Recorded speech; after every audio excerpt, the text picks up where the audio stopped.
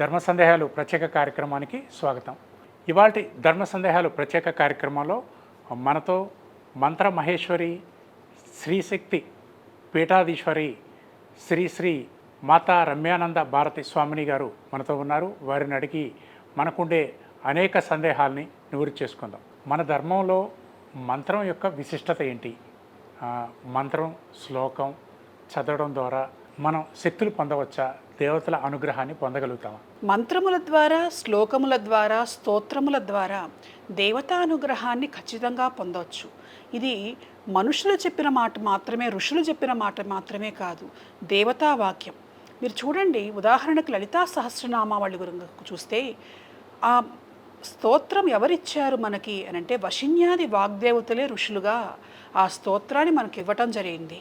మనకి బ్రహ్మాండ పురాణంలో అమ్మవారికి సంబంధించిన విశేషాలు చెబుతూ ఎందుకు లలితా సహస్రనామ స్తోత్రాన్ని మానవులకు అందించారు, అందించవలసినటువంటి అవసరం ఏమిటి అనంటే అమ్మవారు స్వయంగా చెప్పింది. లలితాదేవి, మానవులు యుగధర్మం మారుతూ ఉన్నది, ధర్మం స్వరూపం మారుతూ ఉన్నది, ధర్మం తత్వం తగ్గుతూ ఉన్నది, అధర్మం పెరుగుతూ ఉన్నది, మానవులలో శక్తి తగ్గుతూ ఉన్నది, కష్టాలు బారవుతున్నారు, ఇబ్బందులు పడుతూ ఉన్నారు. ఇబ్బందులు పడుతున్న వాళ్ళు ఆ ఇబ్బందులు పోగొట్టుకోవటం కోసం అధర్మం మార్గంలో ఆలోచించకూడదు. ఉదాహరణకి ఎవరి దగ్గర డబ్బులు లేవు, కష్టపడి సంపాదించుకోవాలి ధర్మ మార్గంలో అనేటువంటి ఆలోచన రావాలి తప్ప ఎక్కడైనా దొంగతనం చేసి తెచ్చుకుందాంలే అనే ఆలోచన రాకూడదు. రాకుండా ఉండాలంటే ఎట్లా? మన మనస్సు అధర్మం వైపే వెళ్ళేటువంటి అవకాశాలు ఎక్కువగా ఉన్నాయి యుగధర్మాన్ని బట్టి. అందుకని ఆమె అన్నది, ఇటువంటి ఒక స్తోత్రం నేను రాయించాను వశిన్యాది వాగ్దేవతల చేత, ఇది గనక చదివితే ధర్మ మార్గంలో మానవుల యొక్క మనసు, దేవతలను కూడా చదవమని చెప్పింది ఆమె. ముఖ్యంగా మానవుల యొక్క మనసు ధర్మ మార్గంలో మళ్ళుతుంది, కావలసినటువంటివన్నీ లభిస్తాయి, ఇబ్బందులు తీరుతాయి. ఇందులో ఉన్నటువంటి ప్రతి నామము కూడా ఒక మంత్రతుల్యమైనటువంటిది అన్నది అమ్మవారు. అంటే సాక్షాత్ దేవతలు చెప్పినటువంటి మాట. అలాగే మన ఆదిశంకర భగవత్పాదాచార్యులు వారు ఎన్నో స్తోత్రములను మనకు అందించారు వివిధ దేవతలకు సంబంధించి. ఈ స్తోత్రము, పూజ, జపము, ధ్యానము గురించి కూడా ఒక సూత్రం చెప్పారు. పూజా కోటి సమం స్తోత్రం, స్తోత్రకోటి సమం జపం, జపకోటి సమం ధ్యానం, ధ్యానకోటి సమం లయ అని చెబుతూ పూజ ఉన్నది.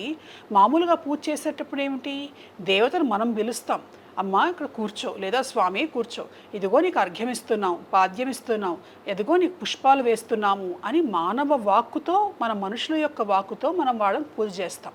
అటువంటి పూజ కంటే పూజా కోటి సమం స్తోత్రం, ఒక స్తోత్ర పారాయణ ఉన్నది. స్తోత్రములకు మనకు ఋషులు ఇచ్చారు, దేవతలు ఇచ్చారు. అంటే ఒక స్తోత్రం మనం కనుక చదివితే వాళ్ళు చెప్పినటువంటి మాట కాబట్టి వాళ్ళ శక్తి ఎప్పుడూ అందులో ఉంటుంది. ఋషుల యొక్క వాక్కు మన నోటి నుండి వస్తున్నది. మనుషుల యొక్క మాట కంటే ఋషి యొక్క వాక్కుకి, దేవతా వాక్కుకి శక్తి ఎక్కువ. స్తోత్రకోటి సమం జపం, జపం అంటే మంత్రాన్ని మనం జపం చేస్తాం, స్మరణ చేస్తాము. అయితే స్తోత్రములు పుస్తకములలో ఉంటాయి, మంత్రములు ఎక్కడుంటాయి? అవి కూడా పుస్తకములలో ఉంటాయి అంటే మన వాళ్ళు ఒప్పుకోలేదు, ఋషులు ఒప్పుకోలేదు. మంత్రం అంటే గురువు నీకు ఏది ఉపదేశం ఇస్తే అదే మంత్రం. పుస్తకాల్లో ఉన్నది కేవలం అక్షరాల సముదాయం మాత్రమే. స్తోత్రపారాయణ చేయి, కానీ మంత్ర మార్గం మాత్రం గురువు దగ్గర తీసుకో. ఎందుకు అనంటే మంత్రం శబ్దస్వరూపమైనటువంటి దేవతారూపము. ఆ మార్గంలో నువ్వు సరిగ్గా వెళ్ళాలి అనంటే దాని విధి విధానాలు తెలుసుకోవాలి, నీకు ఏది సరిపోతుందో తెలుసుకోవాలి. ఒక్కొక్క దేవతకు సంబంధించి 10 మంత్రాలు ఉంటాయి. అవన్నీ ఎవరు పడితే వాళ్ళు ఎలా పడితే అలా చేసేవి కాదు. గురుముఖంగా తీసుకొని ఒక్కసారి ఒక దేవతా మంత్రం గనక చేస్తే, జపం చేస్తే కోటి స్తోత్రాలు చదివిన దానితో సమానము. ఎందుకంటే మంత్రం సాక్షాత్ దేవతల్లో నుంచి వచ్చాయి, దేవతా స్వరూపం కాబట్టి. జపకోటి సమం ధ్యానం, ధ్యానించు.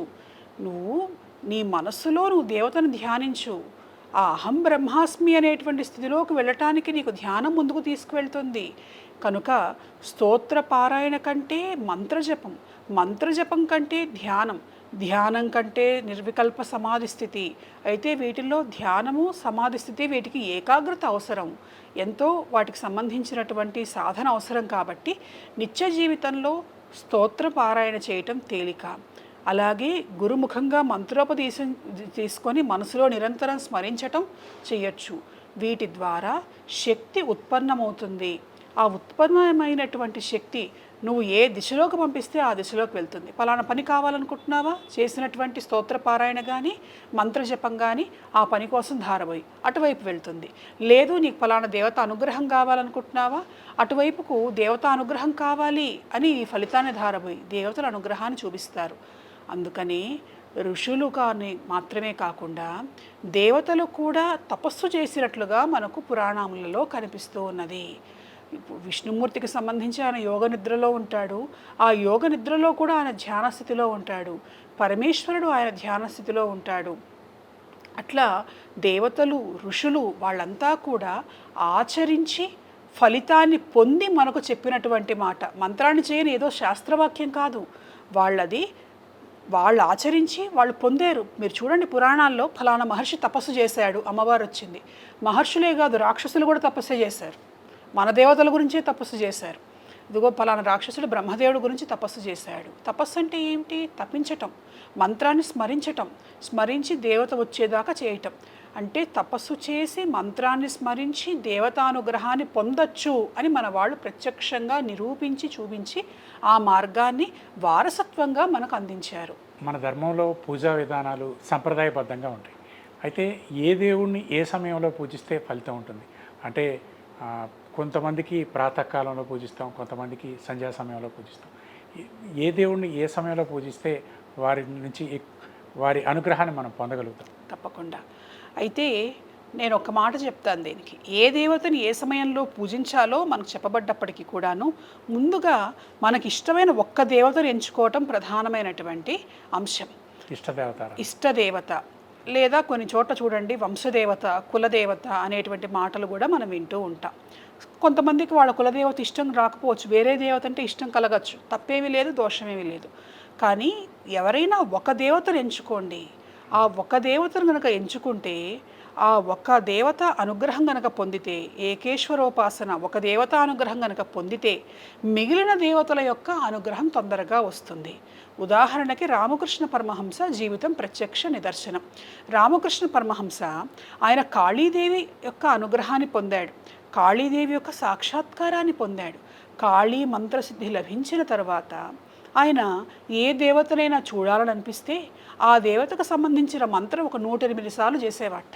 108వసారి పూర్తయ్యేటప్పటికల్లా ఆ దేవత దర్శనమిచ్చేది. ఎట్లా అంటే ఒక దేవత అనుగ్రహం పొందటం వల్ల మిగిలినటువంటి వాళ్ళ అనుగ్రహం తొందరగా లభిస్తుంది అనేది మనకి వాక్యం, ఋషివాక్యం, శాస్త్రవాక్యం. అయితే ఆ ఒక్క దేవతను ఎంచుకోవటంలో అందరూ ఒకే దేవతను ఎంచుకోకపోవచ్చు. కొంతమంది లలితాదేవిని పూజించవచ్చు, కొంతమంది శివుణ్ణి పూజించవచ్చు, కొంతమంది భైరవుని పూజించవచ్చు. పూజిస్తున్నటువంటి సమయంలో ఒక్కొక్క దేవత ఒక్కొక్క సమయంలో ఎక్కువగా సంచారం చేయటం మనకు కనిపిస్తుంది. ఉదాహరణకి ఇప్పుడు పరమహంస కాళీదేవి అని చెప్పుకున్నాం. మనం కాళిదాస మహాకవి జీవితంలో చెప్పుకుంటాం ఏమని, ఆయనకు చదువు రాదు, అయితే ఉజ్జయినిలో ఉన్నటువంటి కాళీదేవి ఆయనకు నాలుక మీద బీజాక్షరాలు రాసింది అని. ఆయన రాత్రిపూట వెళ్ళాడు, వెళ్తే అక్కడ అమ్మవారు లేదు గర్భగుడిలో. ఏం చేస్తున్నది అమ్మవారు ఆ సమయంలో అంటే నగర సంచారానికి వెళ్ళింది. అంటే రాత్రిపూట ఆమె తిరుగుతూ ఉంటుంది. తిరిగితే ఆయన పొద్దున వచ్చిన తర్వాత తలుపేసుకుని కూర్చున్నాడు లోపల. ఆమె చూసింది, ఎందుకు నాయన తలుపేసావంటే నేను అడిగింది ఇస్తేనే తలుపులు తీస్తానన్నాడు. ఆమెకు తలుపులు అడ్డా. కానీ ఈ భక్తుడి యొక్క మూఢభక్తిని చూసి సంతోషించి ఏం కావాలి, సరే విద్య కావాలి ఇచ్చింది. ఆయన మహాకవి అయ్యాడు, శ్యామల దండకంతో మొదలుపెట్టాడు ఆ కవితాఝరిని. అంటే రాత్రిపూట కాళీదేవి ఎక్కువ సంచారం చేయటం అక్కడ కనిపిస్తూ ఉంటుంది. అటువంటి లక్షణములు కలిగినటువంటి దేవతల్ని కొంతమంది రాత్రిపూట సంచారం చేసేవాళ్ళు ఉంటారు. కాళీ కావచ్చు, కాలభైరవుడు కావచ్చు. వాళ్ళకి కాస్త చీకటి పడ్డ తర్వాత చేసేటువంటి సాధన తొందరగా ఫలిస్తుంది. అంటే మిగిలిన సమయాల్లో చేస్తే ఫలించదని కాదు, ప్రత్యేక సమయం. కొంతమంది దేవతల్ని అమావాస్యప్పుడు పూజిస్తాం, తీవ్రమైన దేవతల్ని. అలాగే కొంతమందిని పూర్ణిమ నాడు పూజిస్తాము. ప్రధానంగా రోజు కనుక చూస్తే సూర్యుని ఆరాధించాలనుకోండి, పగటిపూట ఆరాధిస్తే ఎక్కువ ఫలితం వస్తుంది. మరి రాత్రిపూట ఆయన ఉండడు కదా, ఆయన ఉంటాడు, మనకు కనిపించడంతే. భూమి తిరగటం వల్ల మనకు కనిపించడంతే. ఏ దేవతను ఏ సమయంలో అయినా ఆరాధన చేయొచ్చు. అయితే చంద్రుని ధరించిన దేవతలను రాత్రిపూట, అంటే అమ్మవారు శివుడు కావచ్చు. మనం చూడండి ప్రదోష వేళల్లో చేసేటువంటి శివుడి అభిషేకానికి ప్రత్యేకమైనటువంటి శక్తి ఉంటుంది అని చెప్తారు. అయితే అలానే లలితాదేవి కావచ్చు అష్టమి పూజ అని చేస్తారు అమ్మవారికి, దుర్గాదేవికి కావచ్చు అష్టమి పూజ అని చేస్తారు, అలాగే చండీదేవికి పూర్ణిమ నాడు చేస్తారు, లలితాదేవికి కూడా పూర్ణిమ నాడు చెప్పారు, చతుర్దశి నాడు శివుడికి ప్రత్యేకం అని చెప్పారు, అమావాస్య ముందు వచ్చేటువంటి అష్టమిని భైరవ అష్టమి, ఆ రోజు భైరవుని పూజించండి అని చెప్పారు. అలాగే దుర్గాదేవిని రాహుకాలంలో పూజిస్తారు, ప్రత్యంగిరాదేవిని రాహుకాలంలో పూజిస్తారు. ఇలా ఒక్కొక్క దేవత ఇష్టానికి తగ్గట్లుగా ఆ దేవత యొక్క పూజా విధానంలో మనకు కనిపిస్తుంది. ఎవరికి ఏ దేవత ఇష్టమో ఆ దేవతకు సంబంధించినటువంటి విధి విధానాల్లో ఈ సమయాలు కూడా చెప్పబడతాయి. అయితే బ్రాహ్మీ ముహూర్తానికి ప్రధానమైనటువంటి స్థానం ఇచ్చారు మన వాళ్ళందరూ కూడాను. ఉదయమే ప్రాతకాలంలో చేసేటువంటి సూర్యోదయానికి ముందరే బ్రాహ్మీ కాలంలో చేయండి, అప్పుడు ధ్యానం చేయండి. ఎందుకనంటే ఆ సమయంలో మన కంటికి కనిపించినటువంటి ఋషులు సిద్ధులు ఆ సమయంలో మేల్కొంటారు, వాళ్ళు జపం చేస్తుంటారు, వాళ్ళు ధ్యానం చేస్తూ ఉంటారు. ఆ శబ్ద తరంగాలు ఈ భూమండలం అంతా కూడా వ్యాపించి ఉంటాయి. ఆ సమయంలో మీరు ఏ దేవతనైనా ఆరాధించండి, ఋషుల యొక్క ప్రభావం వల్ల ఆ దేవత తొందరగా అనుగ్రహిస్తుంది అని బ్రాహ్మీ ముహూర్తానికి మాత్రం ఒక ఖచ్చితమైనటువంటి మాట ప్రతి ఒక్కళ్ళు కూడా చెప్తారు. ఇక మన మన ధర్మంలో తీర్థయాత్రలు, పీఠాలు సందర్శించటం అనేది ఒక ప్రత్యేకమైన లక్షణం. అవును. దాని ద్వారా ఎలాంటి మేలు కలుగుతుంది? తీర్థాలు వెళ్ళటం, పుణ్యక్షేత్రాల సందర్శనం చేయటం, అలాగే పీఠాల సందర్శనం చేయటం ఎలాంటి మేలు కలుగజేస్తుంది? తప్పకుండా. మీ పీఠంలో, మన శక్తి పీఠంలో చూడాల్సిన అంశాలు ఏమున్నాయి? ఏ ఆలయాలకు ఉండే విశిష్టత? తప్పకుండా. క్షేత్ర దర్శనం, తీర్థ దర్శనం అనేటువంటిది పాపములను పోగొడుతుంది, పుణ్యములను వచ్చేటట్లుగా చేస్తుంది, కష్టములను తొలగిస్తుంది, సుఖములు, సిరి సంపదలు, ఐశ్వర్యము కలిగేటట్లుగా చేస్తుంది అని మనకి శాస్త్రవాక్యం చెబుతూ ఉన్నది. ఉదాహరణకి మన హిందువులందరికీ కూడా ప్రధానమైనటువంటి క్షేత్రం ఏమిటి అంటే కాశీ, వారణాసి. ఆ కాశీ క్షేత్రంలో అడుగు పెడితే చాలు పాపాలన్నీ పోతాయి. కేవలం మానవులు చేసిన పాపాలు మాత్రమే కాదు, దేవతలు చేసినటువంటి పాపాలను కూడా కడిగింది గంగాదేవి కాశీక్షేత్రం అని మనకు కథ. కాలభైరవుడు, కాశీ అనగానే కాలభైరవుడు, కాశీ క్షేత్ర పరిపాలకుడు స్వామి. కాశీలో అడుగు పెట్టాలంటే ఆ భైరవ అనుమతి తప్పకుండా తీసుకొని తీరవలసిందే. ఆ కాలభైరవుడి యొక్క బ్రహ్మహత్యా పాతకాన్ని పోగొట్టింది కాశీక్షేత్రం. ఆయన రుద్రుడిగా ఉండి శివదూషణ చేసినటువంటి బ్రహ్మదేవుడి యొక్క 5వ తలను ఆయన తుంచివేసినప్పుడు ఆ బ్రహ్మ కపాలం ఆయన చేతికి అతుక్కుంటే ఆ కపాలంతో ఆయన ముల్లోకాలు తిరిగాడు, ఎక్కడా అది ఊడిపోలేదు. కాశీ దగ్గరికి వచ్చిన తర్వాత కాశీలో అడుగు పెట్టాక అక్కడ ఒక చోట ఊడి పడిపోయింది, దాని కపాల మోచన తీర్థము అని అంటాడు. కపాలంతో బ్రహ్మహత్యా దోషంతో కాశీకి వచ్చినటువంటి కపాల భైరవుణ్ణి ఆ దోషాన్ని తొలగించి కాలభైరవుడిగా నిలబెట్టినటువంటి క్షేత్రం కాశీ. అంటే మానవులకు మాత్రమే కాదు, దేవతల యొక్క చేయకూడని పనులు చేసినా కూడా వచ్చినటువంటి పాతకాలను తొలగించేటువంటి శక్తి మన క్షేత్రములకు ఉన్నది అనటానికి ఇది ఒక ఉదాహరణ. ఇటువంటివి అనేకం ఉన్నాయి, ఇది ఒక ఉదాహరణ. అంటే దేవతలు చేసినటువంటివే తొలగిస్తే మరి మనుషులు చేసినవి చాలా తేలిగ్గా తొలగిపోతాయిగా. అందుకని ఏమిటనంటే మామూలు చోట్ల కంటే క్షేత్రములలో దేవతా శక్తి ఎక్కువగా ఉంటుంది. అందులోనూ కూడా చూడండి, కొన్ని చోట్ల స్వయంభూ అంటారు దేవతల్ని. అంటే ఎవరూ ప్రతిష్ఠ చేసినటువంటి వాళ్ళు కాదు, మామూలుగా ప్రతిష్టలు దేవతలు చేసిన ప్రతిష్టలు, ఋషులు చేసిన ప్రతిష్టలు, మానవులు చేసినటువంటి ప్రతిష్టలు 3 రకాలుగా చెప్పబడ్డాయి.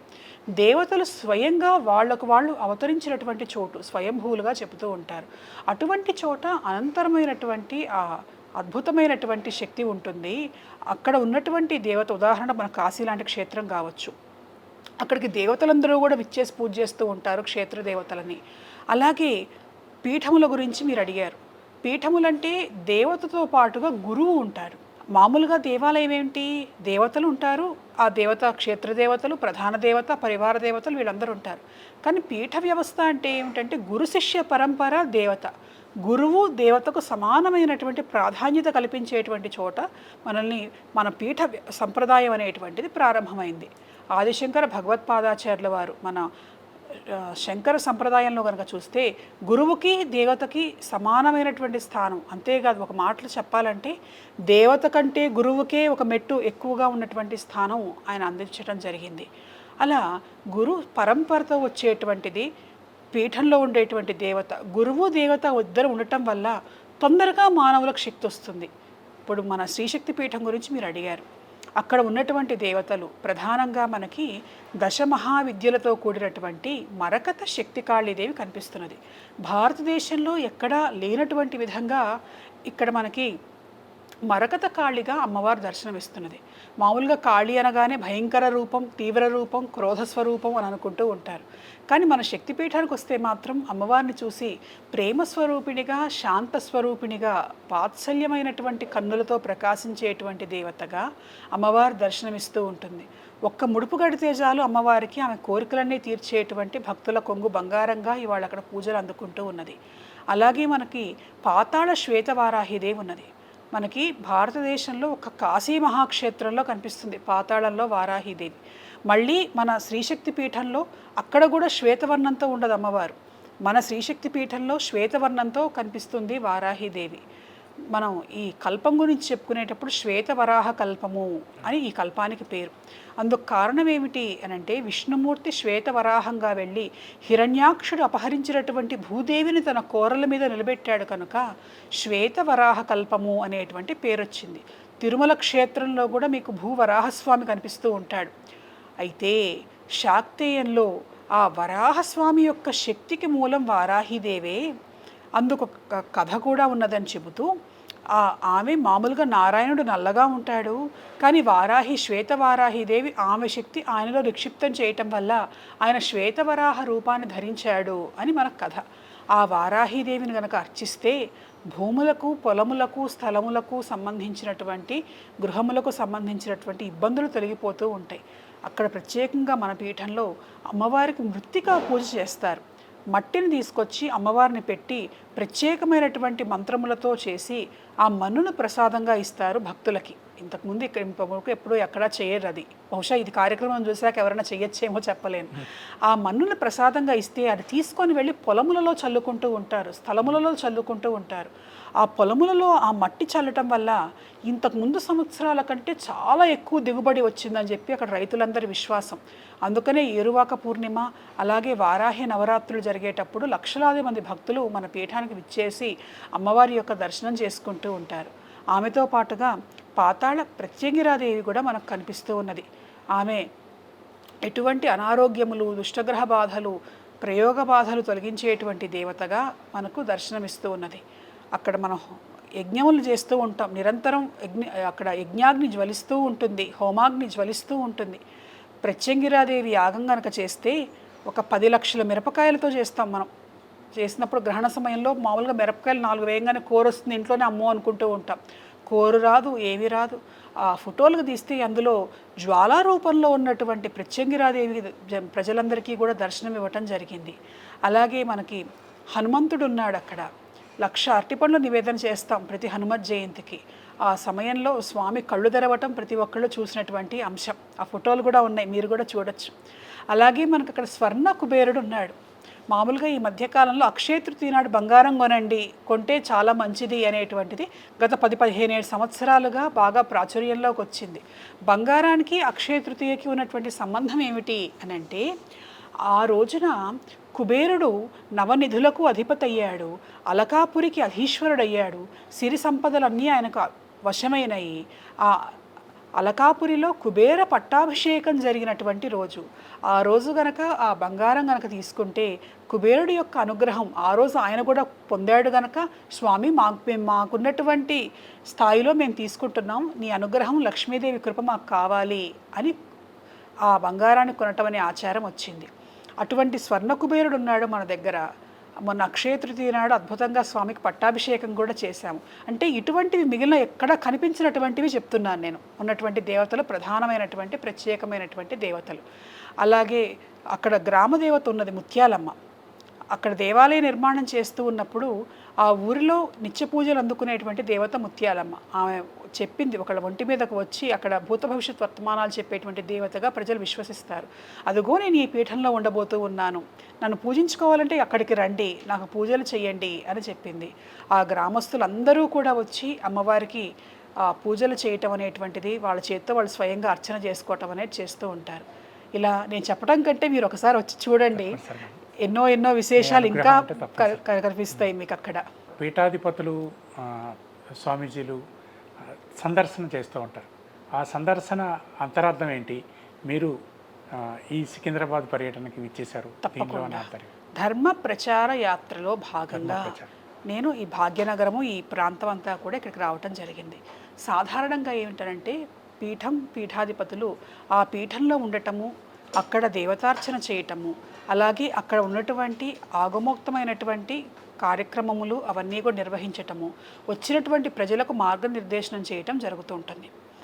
అది కాక ప్రజలు ఎక్కడ ఉన్నారో ఇంకా కోరుకునే భక్తులు ఉంటారు, మా దగ్గరికి రండి, మా ఊరికి రండి, మేమున్న చోటికి రండి, మీరు మేమున్న చోటికి వస్తే మాకు సంతోషం కలుగుతుంది, ఆనందం కలుగుతుంది అని కోరుకుంటూ ఉంటారు. వాళ్ళ కోరిక మేరకు వాళ్ళు ఉన్నటువంటి ఆ ప్రదేశములకు కూడా రావటం, వచ్చిన చోటల్లా పీఠంతో పాటుగా పీఠాధిపతులతో పాటుగా పీఠ దేవత కూడా వస్తుంది. సంచార పీఠము అని అంటారు. అక్కడ ఏ దేవతలైతే ఉంటారో పీఠంలో ఆ దేవతలు కూడా పీఠాధిపతితో పాటుగా సంచారం చేయటం, పూజలు అందుకోవటం, ఆ ప్రాంతంలో ఉన్నటువంటి ప్రజలందరికీ కూడాను ఆయురారోగ్యములు అలాగే సుఖశాంతులు కలిగించటం కోసం ఆ పీఠ దేవతల యొక్క ప్రతీకలను తీసుకొచ్చి ఇక్కడ పూజలు చేయటము, వచ్చినటువంటి భక్తులకు మార్గనిర్దేశనం చేయటము, అలాగే వాళ్ళకు చేయవలసినటువంటి కొన్ని సూచనలు చేయటము, ధర్మ మార్గాన్ని ఎలా ముందుకు తీసుకువెళ్లాలో అందుకు సంబంధించినటువంటి ఒక సంచారంగా, ఒక యాత్రగా, ధర్మ ప్రచార యాత్రగా పీఠాధిపతులు అందరూ కూడా చేస్తూ ఉంటారు. అందులో భాగంగా ఇవాళ నేను గత 2-3 రోజులుగా రాబోయే 2-3 రోజులు కూడా ఇక్కడ ఉండటం జరుగుతున్నది. ఉత్తరాంధ్ర నుంచి మొదలు పెట్టడం జరిగింది, రాయలసీమ తిరుపతి నుండి కూడాను. ఇక్కడ ఈ భాగ్యనగర పర్యటనతో ఈ యాత్ర ప్రస్తుతానికి ఇప్పుడు పూర్తి చేసుకోవటం జరుగుతూ ఉన్నది. ముఖ్యంగా మన ధర్మంలో దీపానికి విశిష్టమైన పాత్ర ఉంది. దీపం ప్రత్యేకత ఏంటి? దీపం వెలిగిస్తే లక్ష్మీదేవి ఉంటుంది అంటారు. ఇందులో ఉన్న నిజమేంట? అవును. దీపేన సాధ్యతే సర్వం సంధ్యాదీపం నమోస్తుతే అని శ్లోకం కనిపిస్తున్నది. దీపంతో ఏదైనా సాధించవచ్చు అన్నారు. ఎట్లా సాధిస్తాం? మామూలుగా దీపం అంటే ఇది పూజ చేసే ముందు దీపారాధన చేయటం తెలుసు, లేదా సంధ్యావేళలో దీపం పెట్టడం తెలుసు. కానీ దీపంతో ఎట్లా సాధిస్తాము అని అంటే, దీపంలో ఉన్నటువంటి అగ్నిశక్తి ఎటువంటి చెడునైనా సరే నశింపు చేస్తుంది, దహించి వేస్తుంది. ఆ దీపము దేవతాత్మకమైన లక్షణం కలిగినటువంటిది. మామూలుగా మీరు చూడండి, ఇందాక కూడా నేను యజ్ఞయాగాదుల గురించి చెప్పాను. యజ్ఞంలో ఏమిటి ప్రాధాన్యత? అగ్ని. అగ్నిలోకి దేవత వస్తారు. అగ్నిముఖావై దేవాహ, దేవతలు అగ్నిముఖులు. వాళ్ళు తేజస్సుతో ఎప్పుడు జ్వలిస్తూ ఉంటారు. అగ్ని స్వరూపం వాళ్ళ సహజమైనటువంటి శరీరం. ఆ అగ్నిలోకి రావటానికి వాళ్ళు ఇష్టపడతారు, తొందరగా వస్తారు. అదొక మీడియం. కాబట్టి ఏమిటనంటే, మనకి దీపాన్ని వెలిగించేటప్పుడు దీప మంత్రములు ఉంటాయి ప్రత్యేకంగా. ఆ దీపంలోకి దేవత వస్తుంది. ఆ మన పూజా విధానం అంతా కూడాను పంచభూతములను ఏకీకృతం చేస్తూ దేవతను అర్చించేటువంటి విధానం. భూతత్వానికి గుర్తుగా గంధము, అలాగే మనకి ఈ అగ్నితత్వానికి గుర్తుగా దీపము, వాయుతత్వానికి ధూపము, ఇటువంటివి మనం దేవతకు సమర్పణ చేస్తూ ఉంటాం. అట్లా దీపం అనేటువంటిది దేవతాశక్తికి ప్రతీక కాబట్టి దీపాన్ని వెలిగిస్తే ఎటువంటి చెడైనా తొలగిపోతుంది. అంతేకాకుండా దీపారాధనకు ఉపయోగించేటువంటి పాత్ర అంటే అది బంగారు కుంద, వెండి కుంద, మట్టి కుందితో చేస్తున్నామా, లేకపోతే నిమ్మకాయల్లో దీపం పెడుతున్నామా, కొబ్బరికాయల్లో పెడుతున్నామా, గుమ్మడికాయల్లో పెడుతున్నామా, వీటన్నిటిలో కూడా పెడుతూ ఉంటారు. వాడేటువంటి ఆ పాత్ర ఏమిటి, అందులో ఎటువంటి నూనె పోస్తున్నాం, ఆవు నెయ్యి వేస్తున్నామా, లేకపోతే ఆవ నూనె వేస్తున్నామా, లేకపోతే గేదె నూనె వేస్తున్నామా, దానికి బట్టి ఫలితం. ఎటువంటి ఒత్తి వెలిగిస్తున్నాము, తామరతూడుతో తీసిన ఒత్తి వెలిగిస్తున్నామా, పత్తితో ఉన్నటువంటి ఒత్తి వెలిగిస్తున్నామా, లేకపోతే 3 రంగులు ఉన్నటువంటి ఒత్తిని వెలిగిస్తున్నామా, ఒక్కొక్క సంకల్పాన్ని బట్టి ఒక్కొక్క రకంగా దీపారాధన చేసే విధానం కూడా మనకు చెప్పబడింది. ఉదాహరణకు ఐశ్వర్యం కావాలి, బంగారం లేకపోతే వెండి కుందిలో తామరతూడుతో చేసినటువంటి ఒత్తి, ఆవు నేతిని వేసి వెలిగించండి అని అంటారు. లేదు మాకేదైనా కష్టాలు ఇబ్బందులు బాగా ఉన్నాయండి అంటే నిమ్మకాయ డిప్పల్లో ఆవ నూనె పోసి 3 రంగుల ఒత్తితో వెలిగించండి దీపం అని అంటారు. వారాహి అనుగ్రహం కావాలి, భూములకు సంబంధించిన ఇబ్బందులు ఉన్నాయి అని అంటే ప్రమిద, భూమి నుంచి చేసినటువంటి ప్రమిద, ఆ ప్రమిదలో భూమి కింద పండినటువంటి వేరుశనగ నూనె వేసి తామర తూడుతో ఉన్నటువంటి ఒత్తితో వెలిగించటం. మన దగ్గర అయితే ప్రత్యేకంగా వారాహి దీపం అని ఒకటి ఉంటుంది. ఆ భూయంత్రాన్ని వేసి వారాహిదేవి అనుగ్రహం తొందరగా రావటానికి అది వెలిగించుకొని చాలామంది ఆ ఇబ్బందుల్ని పోగొట్టుకున్నారు, భూ సమస్యలను పోగొట్టుకున్నారు. అంటే నిజంగానే దీపేన సాధ్యతే సర్వం. కొంతమంది ప్రత్యేకమైన దేవతలు ఉన్నారు, వాళ్ళని దీపదేవతలు అని అంటారు. పూజలు కూడా దీపలక్ష్మి పూజ అని, దీపదుర్గా పూజ అని, లక్ష్మీదేవిని దుర్గాదేవిని దీపదేవతలుగా అర్చించేటువంటి విధానం కూడా కనిపిస్తూ ఉన్నది. దీపావళి ఉదాహరణ, దీపావళి మనకి ఆ రోజు లక్ష్మీదేవిని పూజిస్తాం. ఆమెకి ఏమి ఇష్టం ఆ రోజు, మిగిలినవి మీరు టపాకాయలు కాల్చారా లేకపోతే క్రాకర్స్ ఎన్ని పేల్చారు అనేటువంటిది కాదు, దీపాన్ని వెలిగించారా లేదా, చీకటిని దూరం చేసుకున్నారా లేదా అనేటువంటిది ప్రధానం. అటువంటి దీపము మనకి అమ్మవారు 2 దీపాలు వెలిగించింది, సూర్యదీపం, చంద్రదీపం. అంటే దేవతలు దీపప్రియులు వాళ్ళు. కార్తవీర్యార్జునుడు ఉన్నాడు, సుదర్శని యొక్క అవతారం ఆయన. ఆయన అనుగ్రహం కలగాలి అని అంటే ఒక దీపాన్ని వెలిగించండి. ఏ ఇంటిలో అయితే దీపాన్ని వెలిగించి ఆయన నామాన్ని స్మరిస్తారో ఆ ఇంటికి దొంగల భయం ఉండదు అని అంటుంది ఆయనకు సంబంధించిన విశేషాల్లో. ఇలా దేవతా ప్రీతికరమైనటువంటి దీపాలు, దామోదర దీపం కార్తీక మాసంలో పెడుతుంటాం, శక్తి దీపం అమ్మవారి ప్రీతిని కలిగించేటువంటి దీపం, ఇలా అనేక విశేషాలు ఉన్నాయి. అయితే చిన్న విషయం ఏంటంటే మీరు అడిగినటువంటి సందేహాలకు చాలా చెప్పుకోవచ్చు. మనకున్నటువంటి సమయాన్ని దృష్టిలో పెట్టుకొని నేను కొంత చెప్పటం జరుగుతూ ఉన్నది. అంటే లక్ష్మీ ఆరాధనకు సాయం సమయం చాలా విశేషమైంది అంటారు, ఇంతవరకు నిజం? చాలామంది భావన చేస్తూ ఉంటారు లక్ష్మీదేవిని సాయంత్రం పూట. దానికి ప్రధానంగా ఏంటంటే దీపావళి పూట సాయంకాలం అమ్మవారిని ఆరాధించడం అనేటువంటి విధానం ఉన్నది. కానీ సాయంకాలమే ఆరాధించాలనేటువంటి నియమం లేదు, అది చాలామంది చేస్తూ ఉంటారు. ఉదాహరణకు వరలక్ష్మి వ్రతం వస్తుంది మనకి శ్రావణ మాసంలో, సాయంత్రం చేయం, ఉదయాన్నే చేసుకుంటాం వరలక్ష్మి వ్రతం, వరలక్ష్మి పూజ. దీపావళి వచ్చేటప్పటికి మాత్రం సాయంకాలం చీకటి పడ్డ తర్వాత చేసుకుంటాం. ఏమిటి అని అంటే ఒక్కొక్క సమయంలో చేసేటువంటి ఒక్కొక్క పూజకు ఒక్కొక్క విశిష్టత ఉన్నది. సాయంకాలం పూట చీకటిలో దీపాన్ని వెలిగిస్తే అమ్మవారి గురించి చెబుతూ, లక్ష్మీదేవి గురించి చెబుతూ, లక్ష్మీం క్షీరసముద్ర రాజతనయం అని చెప్తూ, లోకైక దీపాంకురం, ఈ లోకంలో ఉన్నటువంటి మొట్టమొదటి దీపాన్ని నువ్వేనమ్మా, నువ్వే ఈ లోకములన్నిటికీ కూడాను వెలుగునిచ్చావు తల్లి అని చెబుతూ దీపస్వరూపమైనటువంటి దేవిగా ఆమెను కీర్తించారు. ఉదయం పూట మనం ఎన్ని దీపాలు వెలిగించినా చీకటి పడ్డ తర్వాత ఒక్క దీపాన్ని వెలిగిస్తే ఆ దీపం యొక్క కాంతి చుట్టుపక్కలంతా కూడా వ్యాపిస్తుంది. అట్లా ఆ సమయంలో అటువంటి దీపాన్ని వెలిగించి లక్ష్మీదేవిని కనుక పూజిస్తే ఆ దీప కాంతిలో అమ్మవారు ఆ దీపాన్ని చూసి సంతోషించి అక్కడ సిరి సంపదలు వెళ్ళి వెలిసేటట్లుగా చేస్తుంది అనేటువంటి ఒక సిద్ధాంతం. దాన్ని అనుసరించి సాయంకాలం పూట లక్ష్మీదేవి పూజను చేయటం, దీపాన్ని వెలిగించి అమ్మవారి పూజను చేయటం అనేటువంటి విధానం ప్రాచుర్యంలోకి వచ్చింది. కొద్ది రోజుల్లోనే హనుమత్ జయంతి జరుపుకోబోతుంది. అవును. హనుమని ఎలా మనం అనుగ్రహం పొందగలుగుతాం? హనుమ అనుగ్రహానికి మనం చేయాల్సింది ఏంటి? హనుమ సింధూరానికి చాలా విశిష్టం అని చెప్తారు కదా, సింధూరం ధరించాలా? హనుమంతుడికి ప్రదక్షిణాలు చేస్తాం కదా, ఎన్ని ప్రదక్షిణాలు చేస్తే హనుమ అనుగ్రహం లభిస్తుంది? తప్పకుండా. మిగిలిన దేవతలకి హనుమంతుడికి ఒక వ్యత్యాసం ఉంది. ఇప్పుడు మీరు లక్ష్మీదేవి గురించి అడిగారు. లక్ష్మీదేవి పూజ అనగానే మీరు లక్ష్మిని పూజించండి, అమ్మవారు సంతోషపడుతుంది. ఓ తామర పూలతో పూజించండి, లేదా పాయసాన్ని నైవేద్యం పెట్టండి, పరమాన్నం పెట్టండి, తామర తూడు ఒత్తులతో వెలిగించండి, లక్ష్మీదేవి ప్రీతికరం అని చెప్పాను. అంటే ఆ దేవతను ఎలా పూజిస్తే అనుగ్రహం కలుగుతుందో చెప్పాను. కానీ హనుమంతుడికి అట్లా కాదు, ఆయన పూజించకపోయినా పర్వాలేదు, రామనామ స్మరణ చేయండి చాలు. ఎక్కడ రామనామ స్మరణ జరుగుతుందో అక్కడికల్లా ఆయన వస్తాడు, మనం పిలవను కూడా పిలవక్కర్లేదు. హనుమత్ జయంతి రోజున స్వామి అవతరించినటువంటి రోజు కాబట్టి మనకు స్వామిని అర్చించాలనేటువంటి కోరికతోటి మనం ఇవన్నీ చెప్పుకుంటూ ఉన్నాం. కానీ ఆయనకు ఏది ఇష్టమో అది గనక చేస్తే ఆయనకు చాలా ప్రీతి కలుగుతుంది, చాలా సంతృప్తి కలుగుతుంది. ఆయనకు సంబంధించి ఏం చేయాలో నేను ఇప్పుడు చెబుతాను. కానీ ఏం చేసినా రామనామస్మరణ మాత్రం ఖచ్చితంగా చేయవలసి తీరవలసిందే. హనుమంతుడికి అరటిపండ్లు చాలా ఇష్టం. ఆయన కదలీవనంలో తిరుగుతూ ఉంటాడు, అరటిపండ్ల తోటలో ఉంటాడు. మనకి వివేకానందుడి జీవిత చరిత్రలో కూడా వివేకానందుడు అడుగుతాట వాళ్ళమ్మనమ్మ, హనుమంతుడిని చూడాలని ఉంది, ఆయన ఎక్కడున్నాడు? ఆయన అరటి తోటలో ఉంటాడు నాయన, వెళ్ళి చూడు అంటే మర్నాడు పొద్దున వచ్చి అమ్మ నేను వెళ్ళాను నాకు కనిపించలేదు అని అన్నాడు. అంటే వాళ్ళ అమ్మ ఏం చెప్పింది, దేవతలు అలా ఎలా కనిపిస్తారు అవన్నీ చెప్పలే. రాముడు ఏదో పని మీద పిలుచుంటాడు నాయన, రాముడు పని చేయడానికి ఆయన వెళ్ళాడు, ఆ పని పూర్తి కాగానే వస్తాడులే అని చెప్పింది ఆమె. అంటే ఆయనకి అరటిపండ్లు అంటే చాలా ఇష్టం. మన శ్రీశక్తి పీఠంలో కూడా ప్రతి హనుమత్ జయంతికి స్వామికి 1,00,000 అరటిపండ్లు నివేదన చేయడం జరుగుతూ ఉంటుంది. అరటిపండ్లతో నివేదన. అలాగే సింధూరం ఆయన ఒంటి నిండా పూసుకున్నాడు. సీతాదేవి ఆమె నుదుటిన ధరించినటువంటి సింధూరం రాముణ్ణి ఎప్పుడు రక్షిస్తూ ఉంటుంది అని తెలుసుకొని ఆమె నుదుటినే ధరించింది, నేను ఒళ్ళంతా కూడా పూసుకుంటాను అని రాముడి కోసం ఆయన ఒళ్ళంతా కూడాను సింధూరాన్ని పూసుకున్నాడు. సింధూరంతో పూజ చేయొచ్చు. అలాగే ప్రదక్షిణలు మనం సాధారణంగా 5 పంచముఖ హనుమంతుడు కాబట్టి 5 ప్రధానంగా సంఖ్య హనుమంతుడికి సంబంధించినటువంటి ప్రత్యేకమైన సంఖ్యగా కనిపిస్తున్నది. 5 కాకపోతే 11.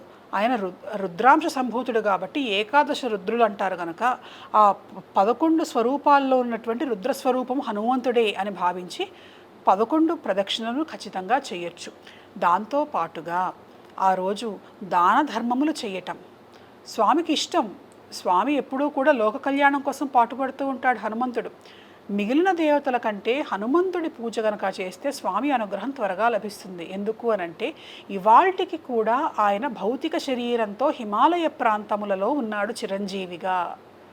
ఆ త్రేతాయుగంలో ఏ శరీరాన్ని ధరించి ఈ భూమి మీదకు అవతరించాడో అదే శరీరంతో ఇవాల్టికి కూడా ఆయన ఈ భూమి మీద ఉన్నాడు, ప్రకాశిస్తున్నాడు. కాబట్టి ఆ స్వామి యొక్క అనుగ్రహం కోసం హనుమత్ జయంతి నాడు హనుమాన్ చాలీసా చేయొచ్చు, పారాయణం చేయొచ్చు. అలాగే హనుమంతుడికి ఇష్టమైన అరటిపండ్లు నివేదన చేయొచ్చు, తమలపాకులతో పూజ చేయొచ్చు, సింధూరంతో స్వామిని అలంకరించవచ్చు, ప్రదక్షిణలు చేయొచ్చు. వీటన్నిటితో పాటుగా రామనామస్మరణ చెయ్యండి హనుమంతుడి సమక్షంలో. చేస్తే స్వామి చాలా సంతోషిస్తాడు. అందరి దేవుళ్ళలోకి భక్త సులభుడుగా శివుడినే చెప్తారు. శివుడు వెంటనే భక్తుల కోరికలను నెరవేరుస్తాడు. అలాంటి శివుడి అనుగ్రహాన్ని ఎలా సులభంగా పొందొచ్చు? శివుడిని అర్చించడానికి ఏ సమయం ఉత్తమం? ఎలాంటి ధ్యానాలు లేకపోతే ఎలాంటి అభిషేకాలు చేయాలి? దేవతలు ఒక్కొక్కళ్ళకి కూడా ఒక్కొక్క ఇష్టం చెప్పారు. చెబుతూ అభిషేక ప్రియ శివ, శివుడికి అభిషేకం అంటే ఇష్టము. మళ్ళీ ఆ అభిషేకం అంటే ఏదో పాలు, పెరుగు, తేనె ఇవన్నీ పంచామృతాలు కూడా అవసరం లేదు. గంగాజలం ఉన్నా చాలు, ఏ నీళ్ళైనా సరే చాలు, శివుడి శిరస్సును పోస్తే చాలు. ఆయన అభిషేక ప్రియుడు కాబట్టి వెంటనే అనుగ్రహిస్తాడు. విష్ణుమూర్తికి కావాలంటే ఆయన అలంకార ప్రియుడు, కాస్త కష్టపడి పూలమాలలు అవన్నీ చేయాలి. సింధూరము, తర్వాత పసుపు, వీటితో పాటు గంధము, ఈ అలంకారాలని చేయాలి. అమ్మవారు ఉన్నది దుర్గాదేవి, ఆమె అర్చన ప్రియ, కష్టపడి ఆ మంత్రాలు నేర్చుకొని ఆమె నామంతో అర్చనలు చేయాలి. ఇవన్నీ చెబుతూ ఈయన అభిషేక ప్రియుడు, మీరు నీళ్లు పోయండి, మీరు మంత్రం వచ్చినా రాకపోయినా ఓం నమ శివాయ అనుకుంటూ పోయండి చాలు, పరమేశ్వరుడు వెంటనే అనుగ్రహిస్తాడు అని మనకు కనిపిస్తూ ఉన్నది. అయితే ఎప్పుడు అభిషేకం కనుక చేస్తే స్వామి అనుగ్రహాన్ని చూపిస్తాడు. సాధారణంగా ప్రదోషంలో చేసేటువంటి అభిషేకానికి శక్తి ఎక్కువగా చెబుతూ ఉన్నారు. అలాగే ఎటువంటి శివలింగానికి అభిషేకం చేయాలి? శివుడి అనుగ్రహం కలగాలంటే మొట్టమొదటిది శివాలయాలకు వెళ్ళి శివుడి దర్శనం చేసుకోవటం. శైవ క్షేత్రములకు వెళ్ళి కాశీ, శ్రీశైలం, అరుణాచలం ఇటువంటి శైవ క్షేత్రములకు వెళ్ళి స్వామి దర్శనం చేసుకోవటం. దాంతోపాటుగా శివలింగ అభిషేకము, అర్చన చేయటం. అందులో పార్థివలింగములు, మట్టితో చేసేటువంటి, మృత్తికతో చేసేటువంటి పార్థివలింగములను చేస్తే ఒక ఫలితం, మరకతతో చేసేటువంటి శివలింగ అభిషేకం చేస్తే ఒక ఫలితం, స్ఫటికంతో చేస్తే ఒక ఫలితం. అంటే మీకు జ్ఞానం కావాలా, సిరి సంపదలు కావాలా, భూ వ్యవహారాల అనుకూలత కావాలా, లేదు కేవలం స్వామి అనుగ్రహం కావాలా అనేటువంటిది దృష్టిలో పెట్టుకొని అభిషేకం చేయటం. దాంతోపాటుగా పంచాక్షరి మంత్ర ఉపదేశం పొంది చేయటము. ముఖ్యంగా మాస శివరాత్రి రోజున స్వామికి ప్రీతికరం, మహాశివరాత్రి, మాస శివరాత్రి సమయములలో స్వామి ఆరాధన చేయటం, బిల్వపత్రములతో స్వామిని పూజించటం, బిల్వపత్రాలు, మారేడు దళాలతో స్వామిని పూజించటం. శివుడు భక్త సులభుడే కాదు, మామూలుగా ధనం ఎవరిస్తారు అనగానే మీకు ఎవరు గుర్తొస్తారు? లక్ష్మీదేవి. లక్ష్మీదేవి ఎవరికైనా లక్ష్మీదేవి. కానీ ధనం ఎవరిస్తారు అంటే ఐశ్వర్యం ఎవరిస్తారు అని అంటే ఐశ్వర్యం ఈశ్వరాదిచ్చేత్, ఐశ్వర్యాన్ని ఇచ్చేటువంటి వాడు శివుడు. మనం చూస్తేనేమో ఆయన ఒంటి నిండా బూడిద పూసుకుంటాడు, పులి చర్మాన్ని ధరిస్తాడు, పెద్ద నగలేమి వేసుకోడు, రుద్రాక్ష వేసుకుంటాడు. ఆయన ఇవ్వటం ఏమిటి అని అంటే ఆయన ఐశ్వర్యానికి, అష్ట ఐశ్వర్యములకు అధిపతి పరమేశ్వరుడు. కుబేరుడికి కూడాను ఐశ్వర్యం ఇచ్చినటువంటి వాడు, లక్ష్మీదేవికి ఐశ్వర్యం ఇచ్చినటువంటి వాడు, స్వర్ణాకర్షణ భైరవుడుగా అవతరించినటువంటి శివుడు.